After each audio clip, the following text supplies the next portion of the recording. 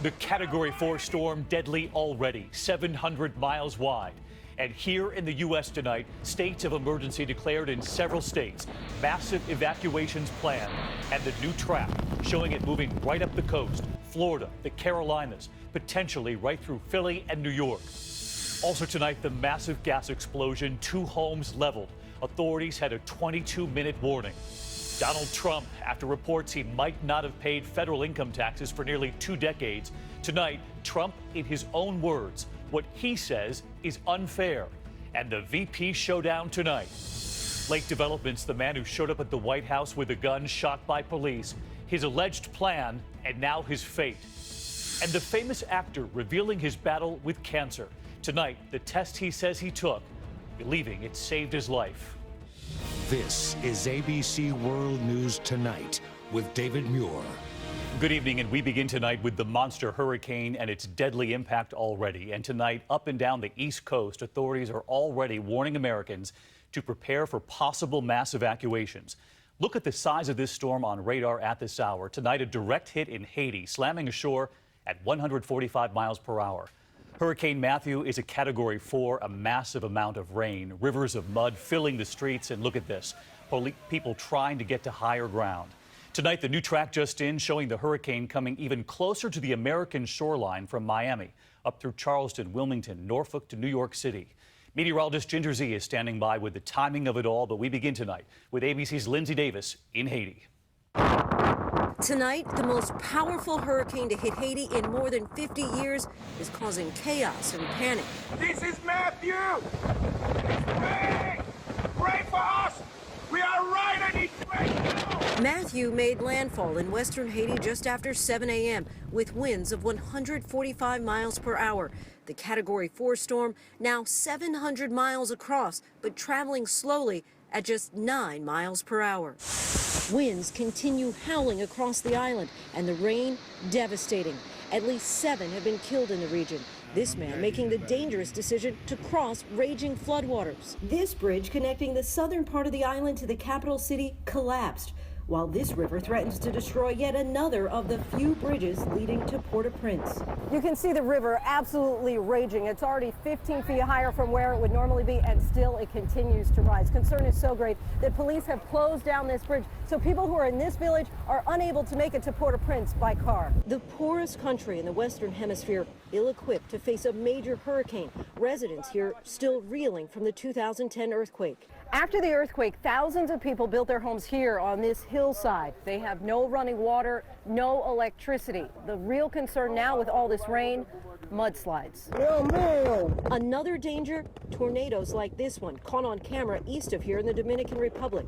Matthew's wrath is now being felt in Cuba as it tracks north. This man says the waves were so loud they woke him up. The storm surge has already destroyed this home. David, Matthew continues to wreak havoc here in western Haiti, the hardest hit part of this island nation. This down tree tells the story of the sheer power of the hurricane. It's going to take at least a week to restore electricity to this area. Lindsay Davis leading us off from Haiti. Lindsay, thank you. Here in this country, meanwhile, authorities sounding the alarm in several states with the potential path now from Florida all the way up to New York. 4 states of emergency already. Millions stocking up after being told to prepare before it's too late. ABC's Wjla Benitez in Florida tonight, where there are hurricane watches up already. Tonight, from the Florida Keys to the Carolina coast, worried residents are getting ready for the worst. If you're able to leave early and go today, do that. Don't take a chance. Late today, South Carolina Governor Nikki Haley joining North Carolina, Georgia, and Florida, calling for a state of emergency. Haley ordering all coastal residents to begin evacuating tomorrow. So wherever you are on the coast, we want you to get 100 miles away from that. This one just seems so big, and it's really heading our way. Officials warning prepare now before it's too late. Right now, the message is be prepared for tropical storm force winds on Thursday. Make sure you have food and water for 3 days. All of South Florida is stocking up. Residents in Broward County, Florida, taking that warning seriously. It's crazy, all the water gone. If Matthew directly impacts Florida, the destruction could be catastrophic, and everyone needs to be prepared. At this Home Depot in Jupiter, Florida, these tables set up for hurricane supplies now empty. In Hollywood, cars lining up for propane and plywood. Matthew could be the biggest mass evacuation America's seen since Floyd in 1999, when 2.6 million residents in 5 states were ordered from their homes. And Gio Benitez with us live from Miami tonight. And Gio, authorities are telling you they're most worried about complacency. That's right, David. The last hurricane to hit Florida was Wilma back in 2005. That's 11 years ago. So many new residents here in the state since then. They've never experienced a storm like this. And so tonight, David, officials are most worried about them. They're saying play it safe. All right, Gio Benitez in Florida for us. Gio, thank you. Let's get right to Chief Meteorologist Ginger Z. Where is this right now and where is it headed to? Hurricane Matthew is right there on the satellite image just north of the eastern tip of Cuba. The Bahamas is its next target. It is moving north now at 9 miles per hour. We have hurricane warnings for all the Bahamas. A hurricane watch that goes from central Florida right there to Miami, and the tropical storm watch into the northern Keys. David, I wanted to time this out for you. East of Nassau it goes by 12 a.m. Thursday. Then by Thursday noon, Florida starts to see those outer bands make it onto and from Hurricane Matthew. So Thursday at noon, potentially affecting Florida. Now take us through the timing hour by hour up the East Coast. Right. So as this storm parallels, it is a very strong storm. I'm talking 4 to 3 category. Like, look at the wind speeds, 130, 115 miles per hour. As it hugs the coast, it goes right up through Charleston. Look at the timing there. Saturday, 2 p.m. It's between South and North Carolina, then heads east of New York City by Sunday. These are the steering factors. Tropical Storm Nicole developed today. That could edge it westward a little. That strong ridge is steering it more westward, but that incoming front should help squeeze or funnel it right along the coast and hopefully away from the Northeast and New England. Most important here, even if it just hugs the coast and doesn't make a landfall, does not mean that you won't see huge impacts. All right, Ginger Z with us again tonight. Ginger, thank you. In the meantime, we turn to another disaster this evening, the one that rocked a New Jersey neighborhood. An emergency call, concerns over gas. 22 minutes later, the massive explosion, 2 homes shattered into pieces, catching fire. And if you look to the upper right here, one of those homes in the neighborhood with a surveillance camera capturing the explosion. Well, tonight, those 22 minutes were life-saving. ABC's Eva Pilgrim is on the scene. Tonight, a violent home explosion. 911 dispatch, we just had an explosion at the house. The first call to the fire department coming in just after 9 a.m. We got a gas leak in the house from the basement. Crews on scene in Patterson, New Jersey within 4 minutes, starting evacuations. We knew by the hissing we could hear that obviously it was a high level of gas leak. The 11 people inside getting out safely just before this happens. 2 multifamily homes leveled. Debris littering cars, yards, and even rooftops of neighboring homes. And as you see, this is a piece of the house. I was over there. This thing went over my head. But unlike this 2015 New Jersey house explosion that left 2 utility workers critically injured, remarkably, there are no serious injuries tonight from this massive mess. If it just happened 15 or 20 minutes before they got everybody out, I don't know what would have happened. David, 10 firefighters with minor injuries. A reminder that if you smell gas, call for help right away because seconds matter. David? It made the difference here. All right, Eva, thanks so much. We turn next to the race for the White House tonight, the countdown to the big VP showdown a short time from now. And tonight, Donald Trump doubling down on his taxes before Mike Pence is on that stage to defend him. Trump talking late today about reports he didn't pay federal income taxes for years. And Trump seemed to blame Hillary Clinton for it. Here's ABC's Tom Yamas.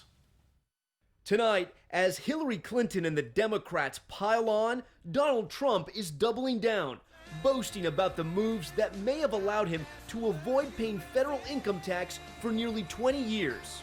She complains about how I've used the tax laws of this country to my benefit. Then I ask a simple question.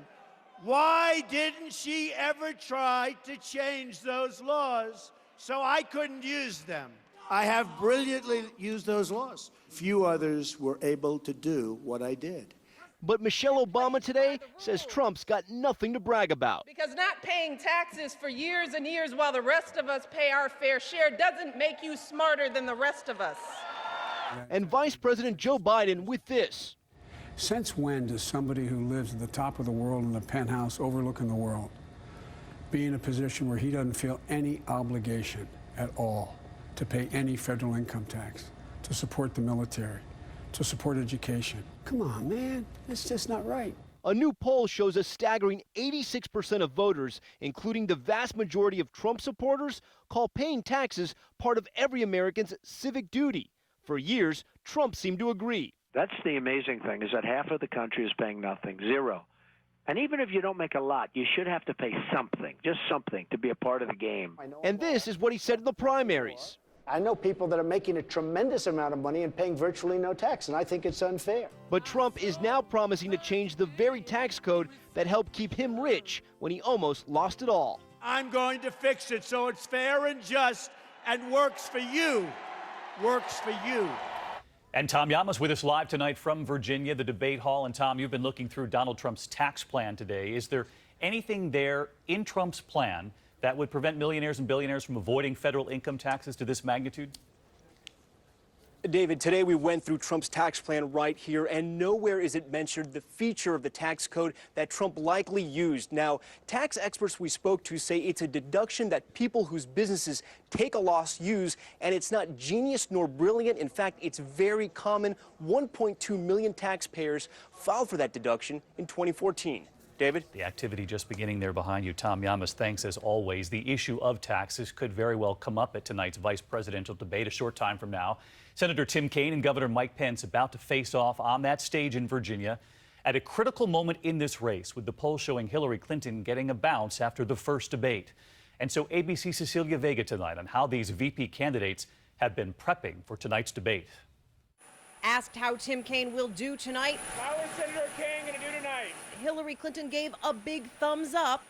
Donald Trump talking up his running mate, too. I want to send our best wishes to our great governor, Mike Pence. For Pence, the #1 goal, to defend his boss, as he has faithfully done since day one. He is not intimidated by the world. And Donald Trump, this good man, I believe, will be a great president of the United States. I love what he just said. The mild-mannered Indiana governor also expected to attack Hillary Clinton. Hillary Clinton will never be elected president of the United States. On everything from Benghazi to emails, something Trump largely avoided in that first debate. Kaine will be Clinton's character witness tonight on the key issue of trust. He's done it before on her emails. What would you say to American voters who have heard Secretary Clinton apologize, but who still find her untrustworthy? I have a son in the military who is deployed overseas right now. I care very, very deeply about who the next commander-in-chief is. I completely count and trust Hillary Clinton to be a great commander-in-chief and to make the right decisions for the country. But Kaine's most important task, to maintain the momentum from that last debate. Basically, don't mess up. Donald Trump as commander-in-chief scares me to death. Tonight, Kaine and Pence will meet each other for the first time. And as Bloomberg Politics discovered, they'll be introducing themselves to America, too. Do you know who these guys are? No, I do not. Nah. No? Nothing? Nothing? I thought they were in the golf world. Actually, they look like golfers. All right, Cecilia Vega also live from the debate hall in Virginia tonight. And Cecilia, Hillary Clinton just moments ago saying Mike Pence has a, quote, huge burden on him tonight. She's obviously trying to keep the focus on Donald Trump and that ticket. But Mike Pence has been preparing much differently. Yeah, basically the opposite, David. He's got briefing books. He's been holding mock debates. And we now know that Donald Trump himself will be live tweeting throughout this debate. The response to that from Hillary Clinton's spokeswoman tonight, David? Oh, good. Donald Trump live tweeting tonight. Cecilia Vega, you'll be right there in the hall. We'll see you a bit later. And I'll be joining George and the entire political team for the VP debate just a short time from now, 9 p.m. Eastern. And in 5 days, the second presidential debate, co-moderated by our own Martha Raddatz. We'll have full team coverage Sunday night right here on ABC. In the meantime, the news continues, and next to an important break tonight after that deadly commuter train crash in Hoboken, New Jersey, just across the river from New York City, the NTSB finally able to reach the other data recorder and video camera from the front of the train after days of delay because the station was so badly damaged. Those devices are already at the lab in Washington tonight. They should reveal how fast the train was actually going and whether the engineer tried to brake. There is still much more ahead on World News Tonight this Tuesday. The man who showed up at the White House with a gun, new developments tonight. The dramatic takedown by the Secret Service, his alleged plan now revealed, and his fate. Also tonight, the new warning about a medical device used by tens of thousands of Americans. Could it, in fact, be targeted by hackers? And then Ben Stiller's cancer scare. Revealed for the first time today, the actor now speaking out about how it was detected, the test he took. He believes it saved his life. We'll be right back. When you think of saving money, what comes to mind? Your next getaway? Connecting with family and friends? A big night out? Or maybe your everyday shopping? Whatever it is, AARP Member Advantages can help save you time and money along the way. So when you get there, you can enjoy it all the more, for less. Surround yourself with savings at AARPadvantages.com. Your insurance company won't replace the full value of your totaled new car. The guy says, you picked the wrong insurance plan. No, I picked the wrong insurance company. With new car replacement, we'll replace the full value of your car, plus depreciation. Liberty Mutual Insurance.